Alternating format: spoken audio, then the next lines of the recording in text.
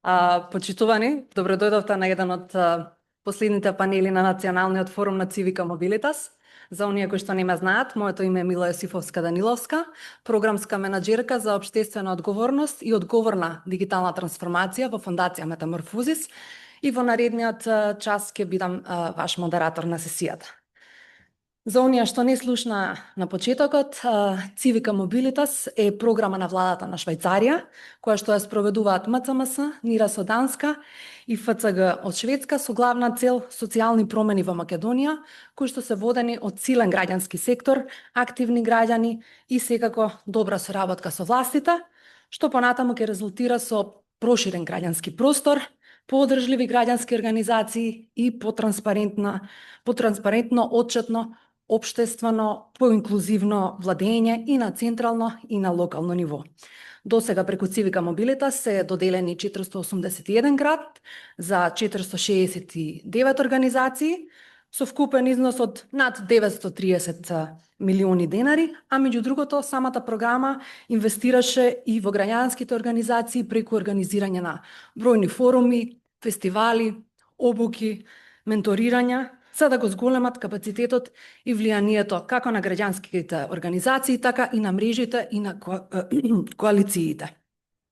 Така и Националниот форум е еден од клучните инструменти на Цивика Мобилитас за поттикнување на граѓански ангажман, а овогодинешниот форум, како што веќе знаете, е со фокус на соработката помеѓу владата и граѓанското општество, како важен предуслов за поефективни, поинклузивни и потранспарентни политики, што ги адресираат вистинските потреби на граѓаните. Дигитализацијата е област во која граѓанското општество игра важна улога преку работа со нивните корисници, со иницијативи, анализи и поддршка на унапредување на политиките, па така програмата Цивика Мобилитас во овој домен, односно во областите транспарентност и информации, комуникации и медиуми, има доделено 33 грантови за организации со вкупен буџет од над 63 милиони денари. Одговорната дигитализација, односно чекор понапред одговорната дигитална трансформација, не е само еден технолошки процес. Тоа е основа за подобри, за побрзи и поефикасни јавни услуги, што е токму она што ја прави клучна за Македонија, каде што модерните дигитални решенија значат повеќе транспарентност, помалку корупција и вистински придобивки за сите граѓани без исклучок. Со нас денес на панелот е министерот за дигитална трансформација Стефан Антоновски, кој би сакала најпрв да го поканам да ви се обрати, пред да преминеме на вашите прашања кои што ги споделивте преку Цивика програмата. Повелете, министре. Благодарам на можноста. Навистина ми е драго што денеска клуб на пратеници, или сега како што се нарекува клуб на органи на државна управа, е во раздвижено место и многу хубаво изгледа вака отколку кога е со 2-3 состанока со 3-4 луѓе, но драго ми е што сме тука и што имаме можност да дискутираме. Ги следев дел од претходните панели онлайн и навистина мислам дека и добри заклучоци можеме да извлечеме, не само да дискутираме.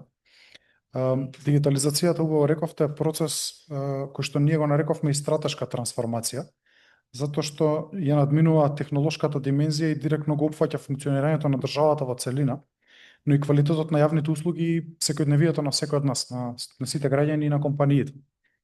Како министер и како министерство во целина во изминалата година и половина имавме навистина плодно, континуирано, посветено и до квалитетно искуство во соработката со граѓанскиот сектор, токму во оваа насока, затоа што од почеток заклучивме дека оваа соработка не е само пожелна, туку ни е потребна како институција.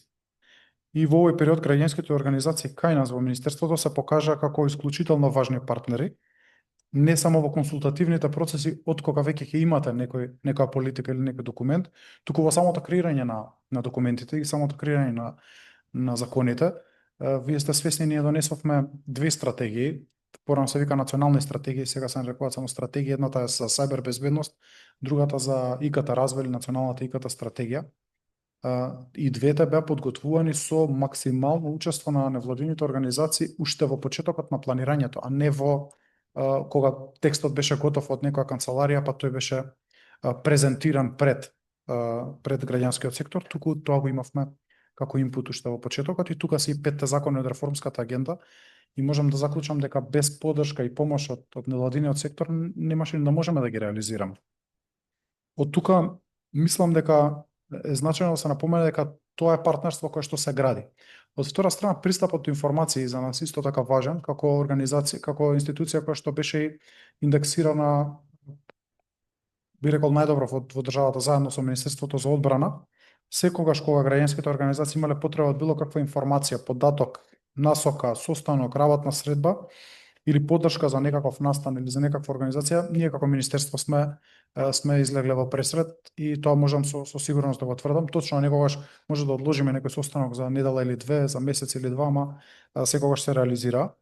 Затоа што повторно ќе кажам, ова е вториот дел од таа паричка, ова е приказна за партнерство, а не е приказна за формалност или штиклирање определена хартија. И мислам дека со отворени врати, со брзи реакции, фокус на решенија во интерес на сите граѓани, на јавноста и на транспарентноста на институциите ќе постигнеме резултати. Еден конкретен пример каде што имаме заедничка соработка е проектот МК Сефнет или Центарот за побезбеден интернет за деца, каде што во поголем конзорциум со невладиниот сектор, со високото образование имаме навистина одлични резултати. Кон крајот сме веќе на реализација на проектот, иако го наследив како планирање, го редизајниравме брзо и тоа е првиот проект на Дигитална Европа кој што добиен во државата. Поддршката е околу нешто повеќе од 600.000 евра за тој проект, кофинансиран од државата. Поддршка секако и на невладините организации, тука ни се меѓаши во тој проект, како една од клучните организации кои што учествува. Одлично беше соработката што ни спровоцира да аплицираме за вториот проект, МК Сефнет 2, или целосно поставување на тој центар за побезбеден интернет, повторно од Дигитална Европа, повторно во партнерство со невладините организации.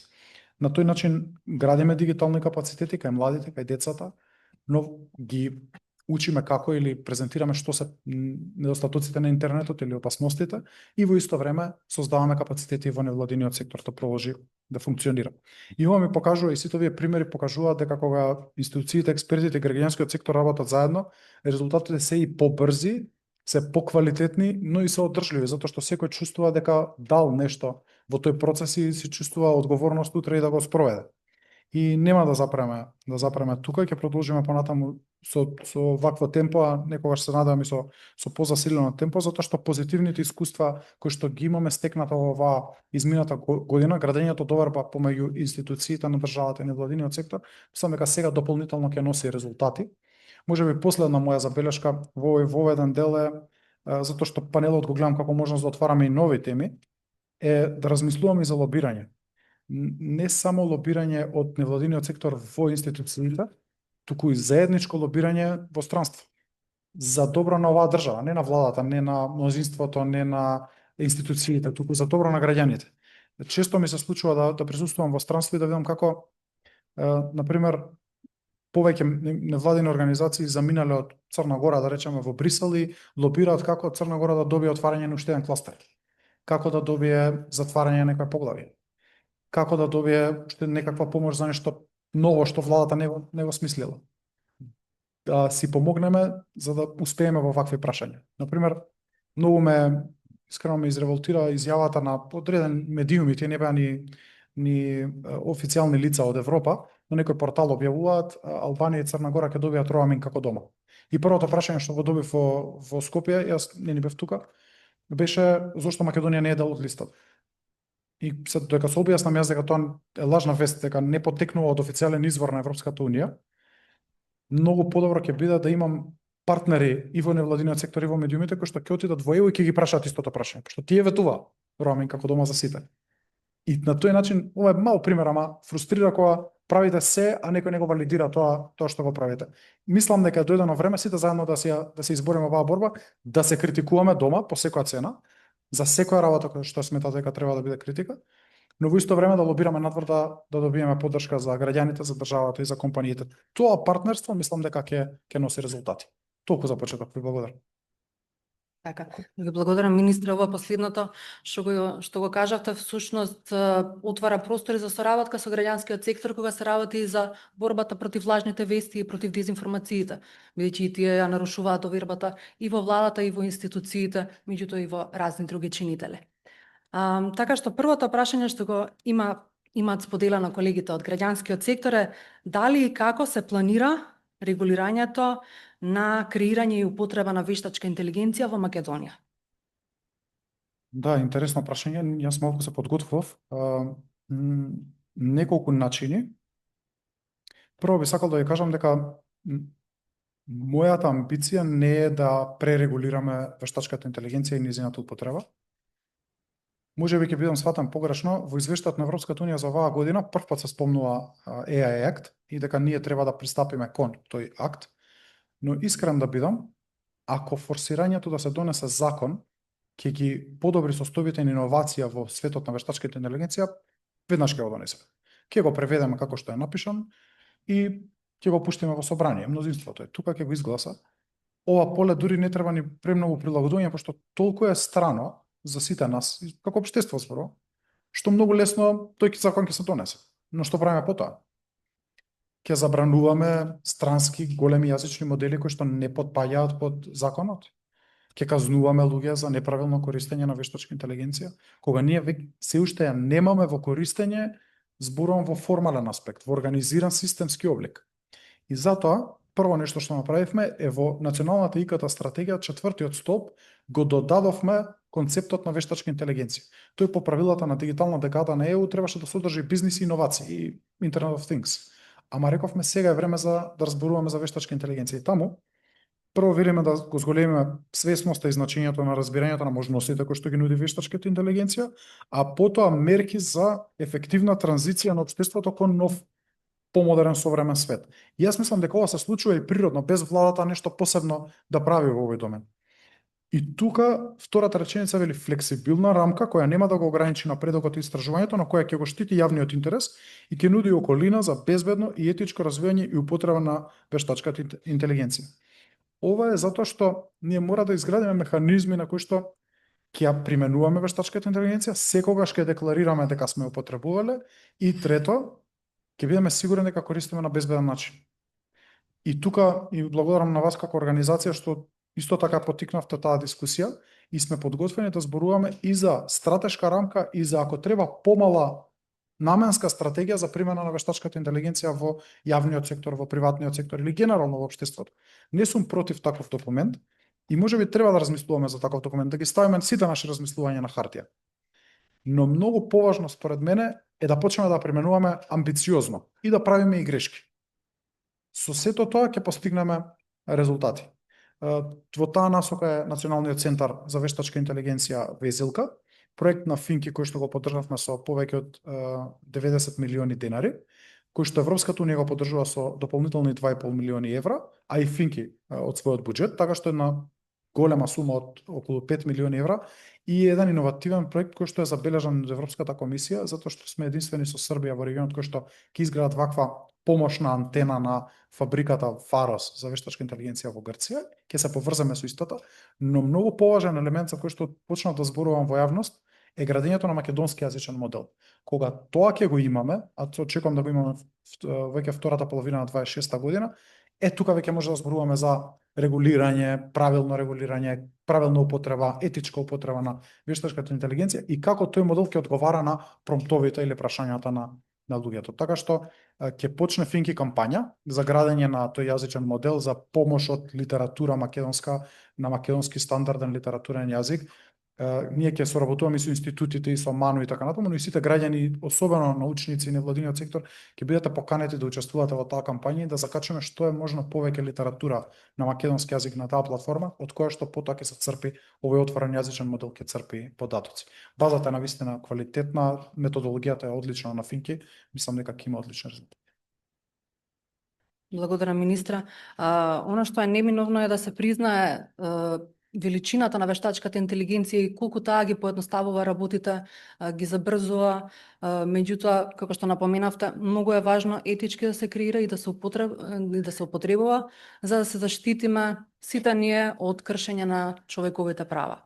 Дали можеби во оваа област има уште некое подпрашање пред да преминеме на наредното? Едно, па второ. Повелете.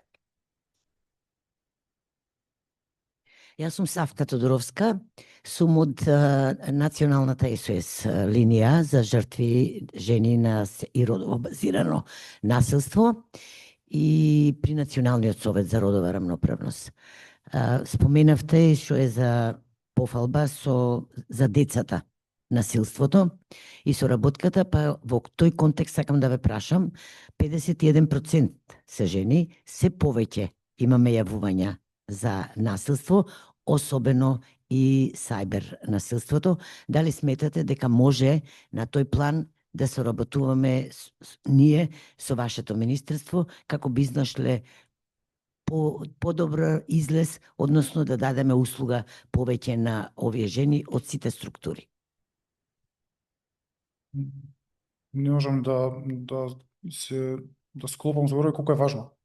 Затоа што децата се дури по-дигитално подготвени да се справуваат со сајбер насилство, затоа што природно им доаѓа користењето на дигиталните уреди, отколку генерацијата која што е пред тоа, а не сме повнимавале во текот на животот на истата. Јас често зборувам, родителите очекуваме да ги учат децата на дигитални вештини, кој ги научи родителите? Ние сите сме учеле ад хок. Во таа насока имавме една дискусија минатата година за поставување на црвено копче на порталот услуги Gov.mk. За жал уште не се изреализира тој проект, некако замре со застанувањето на некои странични проекти. Не беше наша иницијатива, не сум ни сигурен која водеше, но тоа останува како можност, како копче, а секако остануваме отворени за соработка ако имаме и некои други идеи, да видиме дали Центарот за побезбеден интернет може во втора, трета фаза да вклучува и ваков тип. Не би сакал ние да го предводиме тоа, затоа што мислам дека не е наша задача, ниту сме доволно вешти или имаме, али соработка да.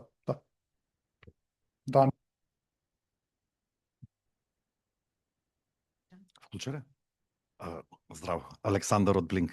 Добар ден, здраво министре. Во врска со везилка, значи и особено Дигитална Европа, веќе имаме и контакти со нашите грчки партнери, баш не прашаа дали имате контакт со вашите надлежни. Затоа дали се спремате за приклучување кон оваа антена, особено имајќи предвид дека повикот Дигитална Европа токму е за 2026-2027 вештачка интелигенција. Вие малку начинавте во делот на дали треба да се уредува, не уредува стратегија и така натаму, но најголем дел нели се соочува покрај економските оператори да имаат нели бенефит од ова, тука и јавната администрација да може да на некој начин ги употреби тие придобности да може да стане поефикасно.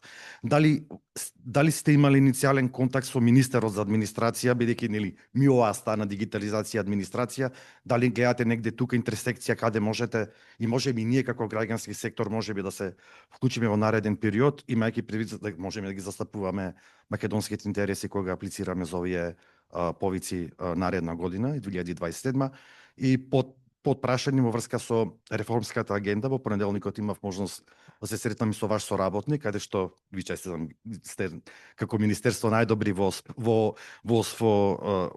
спроведувањето на мерките кои се според реформската агенда. Она што беше најавено за 2026 беше процесот за е-архива. Мислам дека вашиот соработник немаше многу време да објасни, мислам тоа нас многу ни значи за спроведување на М-заедници, имајќи предвид дека тоа го имплементираме со 11 општини тука во Македонија. Би ни интересирало кој концепт стремите и кога евентуално би можеле да очекуваме нешто на хартија, да ние како партнери со Метаморфозиси, ние како Блинк да можеме барем да знаеме за што во суштина станува збор и секако да се приклучиме кон оваа дискусија во јавност. Ви благодарам. Благодарам. Кратко околу везелка. Ние почнуваме со набавка односно Фикија ќе набавува инфраструктурата многу скоро, дали крајот на декември или почетокот веќе на јануари. Со одлука на влада вчера обезбедивме плюс 10 милиони денари финансирање уште од оваа година, како предфинансирање на проектот. Тие веќе аплицираа на Хоризонт и на ХПЦ, што значи веќе се квалификувани, сега има последни дискусии околу финализација на договорот, што значи тие почнуваат со реализација, а мислам дека ефектот кон приватниот сектор, секако и невладините организации, доаѓа втората половина на 26-та, што значи дека секој проект кој што веќе го аплицирате за AI во 26-та или 27-та, веќе ќе можете да ги користите придобивките на антената без никаков проблем. Финки развива некоја методологија и стравот кај Финки, сега ќе бидам многу искрен, е дека нема да има доволно интерес, а не е дека нема да стасаат или нема доволно да го отворат патот. Така што мислам дека ќе биде како што треба со работката и ние ќе го мониторираме тој процес, бидејќи тоа го правиме и со ЕДИХот, не се мешаме во работата, ама многу вршиме надзор, затоа што тоа се сепак граѓански пари на сите граѓани и како што нас не мониторира Државен завод за ревизија, мора да мониторираме што се случува во приватниот сектор. Околу архивата, ние веќе го донесовме законот за електронско работење или за законот за архивирање, така се вика закон за архива, кој што овозможува исклучително електронско, значи исклучително електронско архивирање, што значи дека веќе институции кои што можат, кои што ги исполнуваат стандардите, веќе не мораат да чуваат и хартиена архива. Но тоа го дава ја дава само основата, законот. Дел од општините, бидејќи знам дека работите со општини повеќе, дел од општините веќе изрази интерес, кај една од нив веќе ДМС-от беше инсталиран претходно, Куманово, сега веќе ни е во Штип инсталиран, се инсталира во Свети Николе. И јас за 11 декември баш тука закажавме уште еден состанок со сите општини со ЗЕЛС, ние ќе го понудиме тоа како можност на сите општини. Која што сака да го имплементира, ние ќе го понудиме.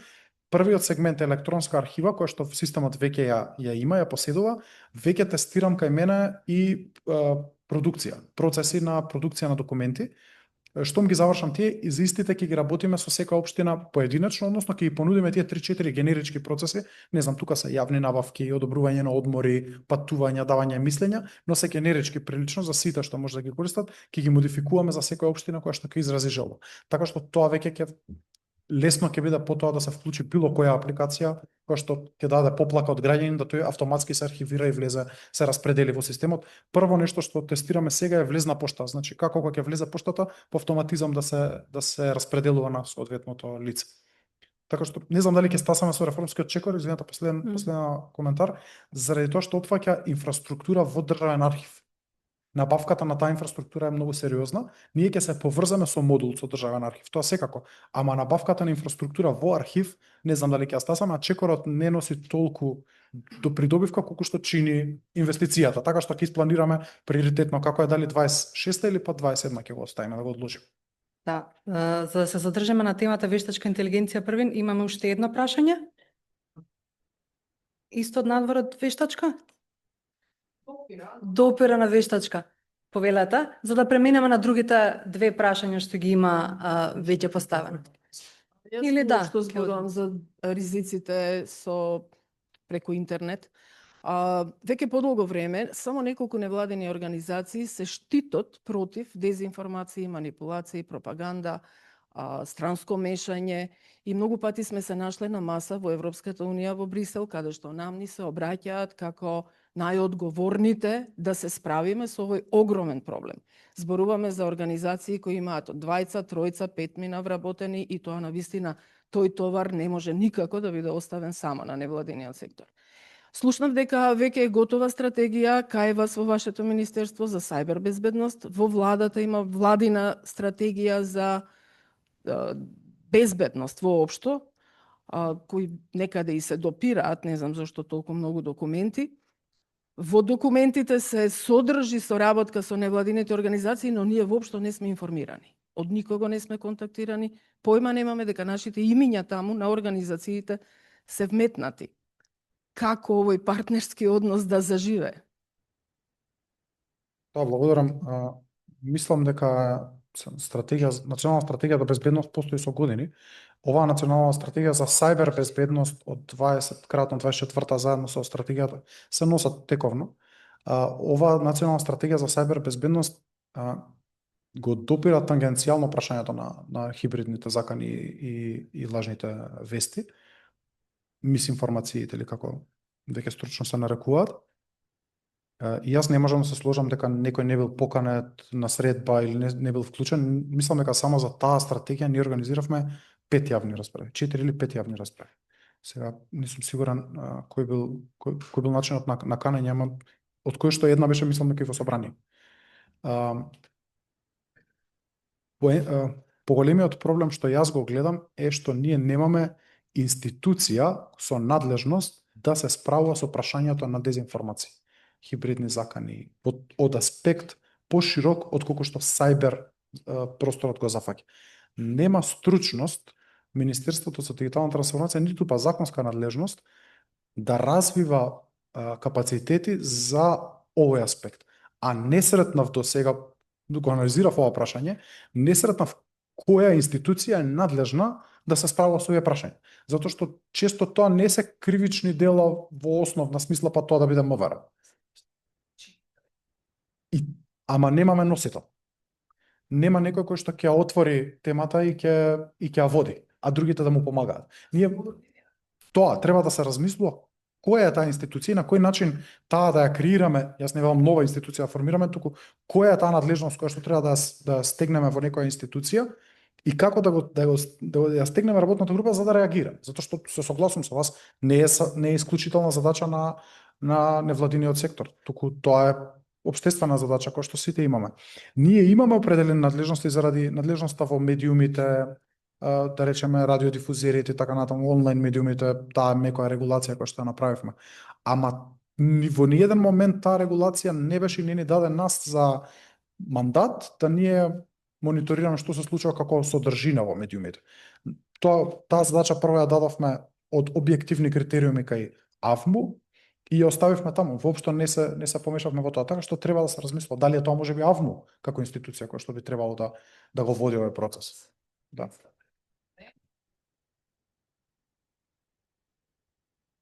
Систем за одбрана се работи за повеќе чинители од безбедносни служби, агенции за разузнавање, контраразузнавање, медиумски сектор, невладин и така натаму. Значи, многу повеќе чинители во едно координирано тело. Не знам точно како се вика во Шведска или во другите земји, меѓутоа сериозно веќе се работи на тоа. Инаку просто не знаеме што да одговориме во Брисел. Да, го знаеме проблемот, ја знаеме тежината, ризиците, последиците, а ние сме толку мали, толку кревки и со сите наши сили не можеме да го носиме вака тој проблем. Еден практичен предлог. Можеби е добро да Цивика можеби ќе не следат и во овој дел, да видиме дали ќе размислиме за некоја заедничка памет продавање од страна на поразвиените држави од нас, да начинот на кој што треба да го формираме ова. Дали треба да биде владино тело, со вклучени невладини организации, приватен сектор можда, дали телеком операторите, телевизиите, можеби треба, можеби не треба. Да видиме кој е начинот, ама да го направиме на стручен начин, да го направиме кој што треба. Иначе, зошто не? Да не биде обврската на Цивика, Данче Даниловска Бајдевска од Метаморфозис фондација, ние заедно со граѓанското општество, представници од сите засегнати страни, вклучувајќи ги и институциите, имаме иницијатива со пристап на Whole of Society Approach или пристап сеопфатен државен во одговор на ова прашање, бидејќи како иницијатива постои во кој што членуваат и СЕМ и ЗНМ, да не ги редам сите партнерски издруженија и институции, можеме да го подведнеме грбот и да организираме една средба со институциите. Така е, да продолжиме тамо каде што застанавме, затоа што ние го идентификуваме проблемот со дезинформации како безбедносно прашање и на таа маса треба да биде и Министерството за одбрана, кое што реагираше и рече дека прифаќа една национална стратегија за справување со дезинформации, така што еве волонтирам да ја организираме средбата со овој министер и со другите. Благодарам. Тука некако природно се надоврза и едно од прашањата кои што ги имате поставено, дали владата е спремна, подготвена да помогне технички и финансиски на граѓанскиот сектор кој што се залага за медиумска слобода и одговорно известување во согласно со патоказот за преговори за членство кон ЕУ. Да, ова е и во насока на тоа што определени здруженија на медиумите го дискутираа за фондот за, некои го нарекуваат за медиумски плурализам, за медиумска писменост, за развој на медиуми. Во таа насока се размислувањата. Искрено да бидам, сме го размислувале ова прашање и го оставив за после првата фаза, и тоа го ветив и на еден собир, за првата фаза на реформската агенда со законите, навистина комплексна, да размислуваме за стратегија за развој на медиуми, затоа што немаме таква стратегија во држава. и на тој начин да дискутираме и за медиумската слобода. Значи, таму да ги интегрираме прашањата за медиумската слобода и тоа ветување ќе го реализирам. Јас ветив од есента оваа година, ама не стасавме. Од пролет ќе формираме таа голема работна група и која што реков може да трае и 2 години, да траат средбите и дискусиите, ама да донесеме стратегија која што ќе го исцрта патот кон наредните 5-6 години како ќе се развиваме во оваа насока. Ако таа стратегија произведе нов закон за медиуми кој што ќе вклучува ваков фонд, тогаш така нека биде. Ако се решиме за некој друг правец, некој друг пристап, исто јас сум сложен во таа насока и да се движиме. Нема, го кажав на почетокот на мандатот и така и ќе остане до крај, ниту еден чекор нема да повлечеме како влада, особено како министерство, во насока која што медиумите, медиумските работници, фелата, но и издруженијата нема да го побарат во делот на медиумите. Не сакам да се доведеме во ситуација како министерство и како влада дека ние сега нешто тука регулираме во медиумскиот сектор со желба да ставиме шепа на определен дел, на определено прашање, на определена тема. До сега тоа успешно го правиме и во таа насока ќе се движиме и понатаму. Така што нема да преземаме чекори кои што ќе значат ризик во таа насока, туку нешто што ќе созре доволно за да ги подобриме состојбите. Мислам дека сме на доволно добро ниво да не правиме радикални чекори, туку еволутивно да одиме чекор по чекор, да не правиме поголем проблем од тој од тие што веќе ги знаеме ги имам. Дали има некое подпрашање на темава за медиуми? Или може да преминеме, едно прашање па преминуваме на друга подтема? Или коментар? Само микрофонот ве молам. Добар ден на сите, Рубин Николовски, Пролокал, мила здраво, почитуван министер. Не е прашање, не е ни забелешка, туку е повеќе коментар поврзано со медиумите и една многу важна страна на дигитализацијата која што за делот, верувам поголем дел од граѓанските организации, доближувањето на услугите на јавниот сектор кон граѓаните и добивање на фидбек.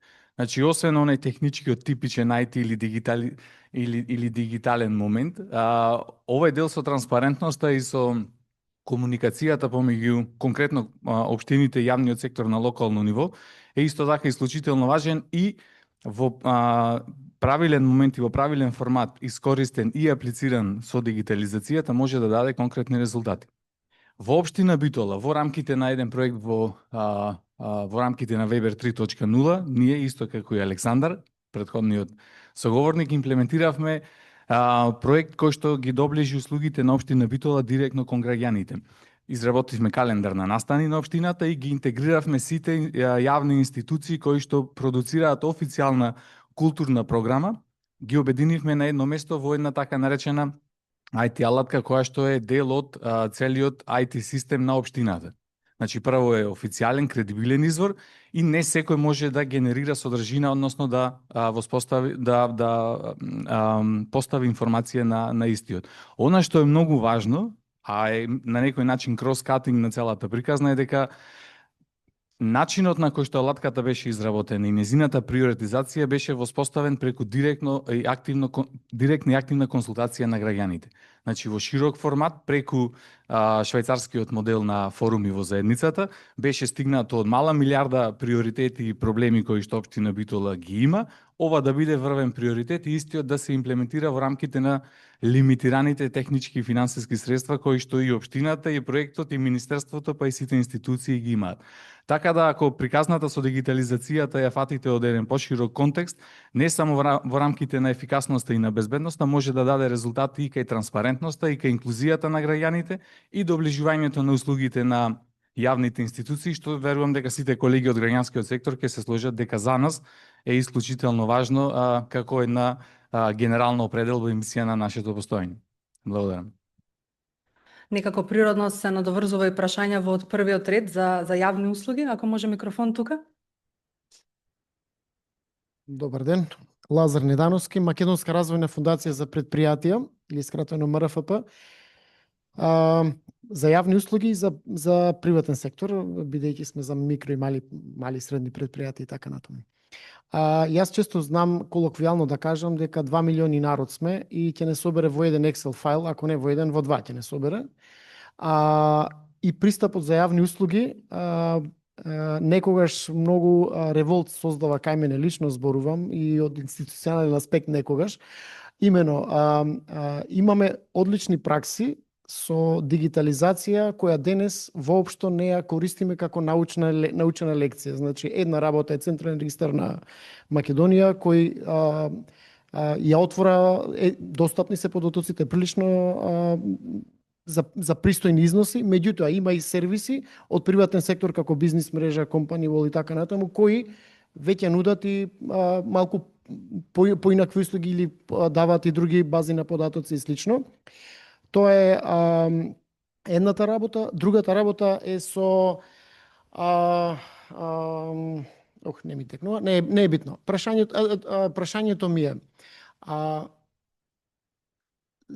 колку се размислува за децентрализирање на јавните услуги во смисла на користење на приватен сектор, типот нотари, адвокати, сметководители, друга фела професионална, за да може да се обезбеди пристап до ваков тип на сервиси. Значи, имотни листови, било какви други документи кои не мора баш да се оди во институција и да се бара и да се издава таа книжно и така натаму.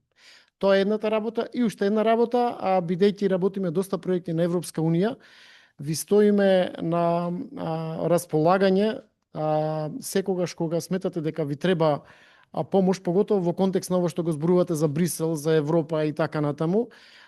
Ево, например, сега сме поканети да учествуваме во една апликација за cyber security на фирми, која кај нас многу малку се третира, или претходно имавме апликација за Horizon Europe, која е врзана за Digital Product Passport и така натаму. Значи, концепти кои во Македонија многу малку се допираат, а на европско ниво стандардите растат и ние се нешто каскаме позади тоа. Значи, две работи, едно за јавната услуги преку приватен сектор и второто, ако треба помош или заедничко некакво присуство, повелето би ни било драго. Благодарам. Ќе почнам од второто. Помош секогаш треба. Особено јас ги замолив неколку стопански комори и Македонија 2025 да ги детектираат кои услуги му се потребни на приватниот сектор. И Македонија 2025 спроведе анкета и таа беше можеби најконкретната што до сега не има стасано, кај што беше дефинирано конкретната услуга. Затоа што често кога добивам студии, истражувања, вака сакам да ги читам, заклучоците се треба да се дигитализираат услугите кои што ги нуди Управа за јавни приходи. Океј, сите знаеме, Управа за јавни приходи од фронтранер, како се по термини ЕУ што ги користи, стана еден од кочничарите на дигитализацијата во Македонија, за жал. Затоа што 12-13 години застана, кај што беше пред 2-13 години, таму застана. Сега има некои чекори, но се уште тоа не е системско. Потребата на институциите да видиме што му е потребно на бизнис секторот, на приватниот сектор, што му е потребно на невладиниот сектор и во таа смисла. Кои се тие работи кои што се потребни? Кои се тие конкретни услуги? Затоа што ние сме влезени во некој мод и како влада и нормално како извршна власт, ви влегувате постојано во решавање на проблеми. Немате баш многу време за критичка анализа каде треба да се движите по патот. И мене ми се допадна и коментарот да ја прашаме заедницата што мисли и од групата да добиеме резултат. Тоа се обидувам да го правам со приватниот сектор. Кај граѓаните е малку полесно затоа што сите сме граѓани, па знаеме интуитивно кои услуги најмногу ни требаат и така и ги решаваат. Ние добивме ИПА проект, уште не е почнат, за дигитализација на услуги, на нова група на услуги. Успеавме да го завршиме претходниот проект како така успешно, иако беше многу проблематичен, и имаме сепак 100 нови услуги од тој проект. Сега сакам да извадим уште 100, ама да ги извадиме таргетирано кои се тие кои што навистина не требаат и одиме во фаза да не вадиме потврда, уверение, иако тие се важни и се согласувам, туку како да ги искористиме да бидат целосно дигитални, нешто што го направиме сега со ИКТ ваучерите. Тука немавме добиваш сертификат, не добиваш никаков сертификат. Се завршуваме до крај, ние вадиме за тебе позадински, ти не е ни свесен корисникот. И државјанство, и потврда од факултет, и извод од матична книга на родени, и ти кажуваме да ти еве ти услугата, еве ти го ваучерот. Да успееме тоа да го направиме и во другите области, посложени се, потешки се, веќе почнавме неколку. Еве јас отворено ќе ви кажам, размислувам дека прв проект од ИПА-та, прва услуга треба биде регистрирање на компанија ДОЛ целосно онлайн, нешто што порано постоеше без исклучувајќи ги адвокатите. Значи не да ги исклучиме адвокатите, туку и тие да бидат дел од мрежата. Одам на вашето прво прашање. И тие да атестираат, да потврдат дека навистина вие со електронски потпис сте изјавиле желба за формирање на компанија, таа оди во централен регистар, се регистрира, ви враќа повратно, вие сте регистрирани. Ќе биде предизвикувачки, кај содружниците ќе биде малку потешко, затоа што треба согласност на волји на повеќе лица. Тука ќе почекаме, нема да одиме веднаш, но ова сакам да биде нешто што прво ќе почнеме од тој аспект. Така што отворени сме за партнерство и соработки. Оди малку потешко, морам да бидам искрен, со нотари и со извршители, затоа што дигитализацијата во другите држави покажала дека се намалува нивната улога, што значи и нивните финансии. Но еве, будиме полека интерес, направивме еден мал правен, ама крупен општествен чекор, кај што рековме дека секој документ изваден од порталот кој ќе го испечатите целосно валиден. Тука многу капитализираа нотарите. На ситно јас би рекол, ама сепак има добивка. Од кога е донесен тој закон, ефектот според мене одличен. Порталот покажува страшен раст, што значи дека луѓето многу повеќе го користат и ретко добивам повратна информација дека имаат проблем со прифаќање на тие документи кога станува збор за државата, кога станува збор за апостил, печат и за странство, друго е прашањето, но за државата до сега добро поминуваме. Така што отворени сме со заработка на било кој начин мислите, ако имате идеја и вака во сдруженијата, ако постои идеја некоја услуга која што мислите дека е корисна за граѓанива, не сте виделе дигитализирана, стоиме на располагање.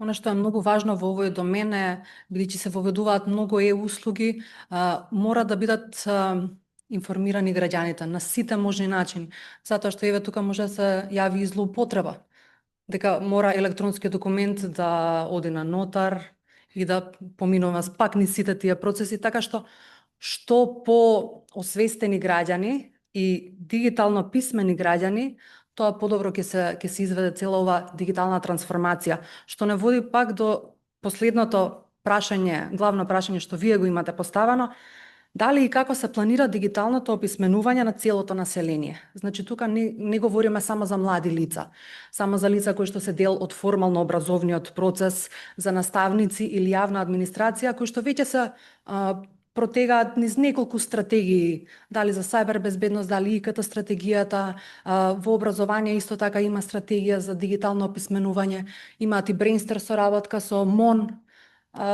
за наставниците, меѓутоа за сите оние кои што не се дел од сите овие процеси, кои што се и припадници на маргинализирани групи, како се планира да се пристапи кон нивно дигитално описменување? Да, тоа е предизвик кој што ќе остане и тој ќе трае. Ние, еден од проектите ИПА кој што ги спомнав, почнува со дигитални обуки за дигитални вештини на 150 професионалци од државна администрација. Ние ќе го прераснеме тоа во Центар за дигитални вештини, што значи дека тие ќе поминат специјално дизајнирани курикулуми, модули за дигитализација, за дигитална трансформација, и тука нема да бидат таргет инженерите, IT инженерите, електроинженерите во институциите, туку повеќе оние кои што водат процеси, се речеме економисти, правници или други науки, да сватат што државата нуди како ресурс, кои се корисните дигитални алатки, вештини, кои се напредните дигитални вештини, што е вештачка интелигенција, што е сајбер безбедност, и ќе поминат таа обука, обврска ќе биде останат X години потоа во државната администрација подпишат договори. Така е смислен проектот ИПА, такво и финансирањето кое што го добивме. Тука ни е Едихот, кој што прв се формираше на ФЕЙД, на Инофейд. Сега имам најава дека аплицираат и втор, поголем, има сигурно повеќе дигитални иновацијски хабови, овие ги третираат повеќе малите и средните предпријатија кои што исто така може да стекнат дигитални вештини преку Едихот, не само дигитална трансформација на бизнисите, него и можат и самите да учествуваат на обуки кои што ги организира Едихот. Ние го искористивме тој повик, мислам дека 50 на 60 на вработени во Министерството за дигитална трансформација поминаа напредни обуки за вештачка интелигенција, многу квалитетни, многу приземни, многу практични, не многу теорија, повеќе на користење на алатките, ова истото ќе се преслика и во малите средни предпријатија, така ќе ги таргетираме. И овие луѓе почнуваме со проектот или повторно го воспоставуваме проектот Школи на 21 век за млади, значи тоа е со British Council. Сега доаѓам до се обидувам да стигнам до одговорот на прашањето. Како до сите граѓани, нашата идеја првенствено беше платформа за дигитални вештини, нешто што Финска го направи многу успешно, за дигитални вештини онлайн. Точно е, веднаш ги привлекувате прво, не одите физички да им предавате, туку ги привлекувате на дигитална платформа. Таму ќе има обуки за администрацијата првенствено, но и за целото население, основни дигитални обуки за целото население, кои што дел ќе ги преземаме од странство, ќе ги преведуваме на македонски и на албански, дел ќе бидат произведени од нас во Министерството со партнерски институции и организации, ќе видиме како ќе тече проектот. Се надевам дека ова ќе биде старт, но нема да го реши проблемот генерално. Може би треба да се размислува, ние отворивме 12 центри за услуги, јас 5 наследив кога дојдов во Министерството. Мене идејата ми е кога тие освен да даваат услуга на граѓаните, да нудат и некој вид обука адхок во моментот со соодветен граѓанин, и можеби тука треба да се размислува како тие да бидат да прераснат во центри за дигитални вештини, да речеме таму кон крајот на мандатот. Можеби е добро размислување, бидејќи ќе бидат присутни во секој град, вработените се веќе ангажирани од Министерството, ние веќе ги плаќаме, а се техничари разбираат, не е дека ми е потребна кој знае колкава дообука да помогнат да некој граѓанин си заврши определена работа или научи определена вештина. Но ова е процес во кој што сите треба да се вклучиме, сами тешко. Тоа токму ми беше еден од коментарите, иако ќе креирате платформа за дигитални вештини, таа сепак ќе биде онлайн. Овие една точка за услуги би била едно од почетните места каде што граѓаните ќе имаат пристап и до експертиза и до дигиталната инфраструктура, дали лаптоп, дали компјутер, и помош, менторирање, како ќе може да ги развијат барем основните дигитални вештини. Имаше едно прашање позади и понатаму мора да спомнеме за отворени податоци, бидејќи без отворени податоци навистина нема прогрес во дигиталната трансформација. Здраво на сите, јас сум Димитар Илчов од Сдружение на граѓани Љубезност. Вака накратко да не должам со детали, ние работиме со лица со попреченост, социјално загрозени и маргинализирани лица, им даваме разни услуги. Сега, за да можеме да им помогнеме во остварување на одредени права, потребно е да обезбедиме разни документи. Сега, некои од тие документи, особено од страна кои што се издаваат од страна на Управата за јавни приходи, катастарот на недвижности, мораат да се поднесуваат барања и да се подигаат уверенијата на хартија, значи како во 19 век. И таа постапка долго трае, па често пати колегите ги враќаат, знаете, она старото ти фали уште еден документ и така натаму. Се јавив јас во услуги и тие ме упатија до вашето министерство некако да поднесеме ова преставка за дигитализација на тие услуги. Па ме интересира како можеме да ве контактираме и дали сте подготвени да ни помогнете во таа работа. Ево го барав. Ево го Љупчо, ќе ви го сподели нашиот мејл и ќе ни пуштите мејл со конкретни работи кои што треба, и јас после мојата работа е лобирање. Имаме уште една прашање тука и после моето прашање за отворени податоци. И со тоа завршувам. Во извештајот за напредокот на земјата, здравство и правосудство беа оценети како сектори кај што корупцијата е најголема. Една од препораките на комисијата е дека треба да се работи на дигитализација. Во стратегијата за развој на ИКТ со извршители се Управата за електронско здравство и Министерството. Па имајќи предвид заложбите на владата во однос на корупцијата, дали се отпочнати некакви процеси во здравството и доколку се започнати, дали е во план да бидат вклучени граѓански организации кои што работат во здравство и на дигитализација во здравството, бидејќи не сме многу. Благодаря. Да, важно прашање. Во здравството за прв пат имаме информатичар министер. кој што многу добро ги разбира ресурсите кои што му стојат на располагање и од поранешното МИОА, односно сегашното Министерство за дигитална трансформација.